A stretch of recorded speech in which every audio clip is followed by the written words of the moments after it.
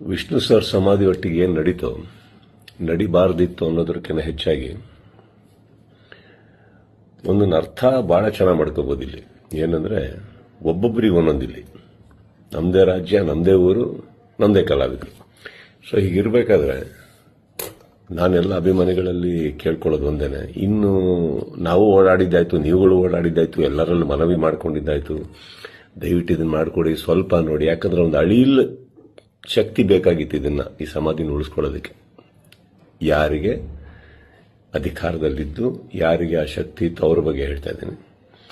So ಅದು ಮಾಡಲಿಲ್ಲ ಅಂದಾಗ ಇನ್ನು ಅವ್ರನ್ನೆಲ್ಲ ವಿಷ್ಣು ಸರ್ನ ನಾವು ನೋಡಿ ಬೆಳ್ಕೊಂಡು ಬಂದಮೇಲೆ ಒಂದಂತೂ ನಾವು ಕಲೀಲೇಬೇಕಾಗಿರೋದು, ಇನ್ನು ಭಿಕ್ಷೆ ಮಾಡೋ ಅವಶ್ಯಕತೆ ಇಲ್ಲ, ಕೇಳ್ಕೊಳ್ಳೋ ಅವಶ್ಯಕತೆ ಇಲ್ಲ, ಕೇಳೋ ಅವಶ್ಯಕತೆನೇ ಇಲ್ಲ, ಮುಗಿದೋಯ್ತಲ್ಲ.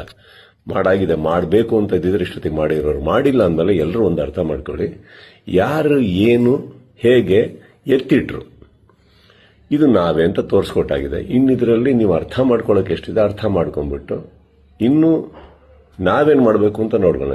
ಈಗ ಮೊನ್ನೆ ನಾವು ವೀರಕಪುತ್ರ ಶ್ರೀನಿವಾಸ ಅವ್ರ ಥರನೂ ಮಾತಾಡ್ತಾ ಇದ್ದೆ. ಅವರು ಒಂದಿಷ್ಟು ಯೋಜನೆಗಳು ಹಾಕೊಂಡಿದ್ದಾರೆ, ಆದಷ್ಟು ದೊಡ್ಡ ಒಂದು ಪ್ರತಿಮೆ ಕಟ್ಟಬೇಕು ಅಂತ ಇದ್ದಾರೆ.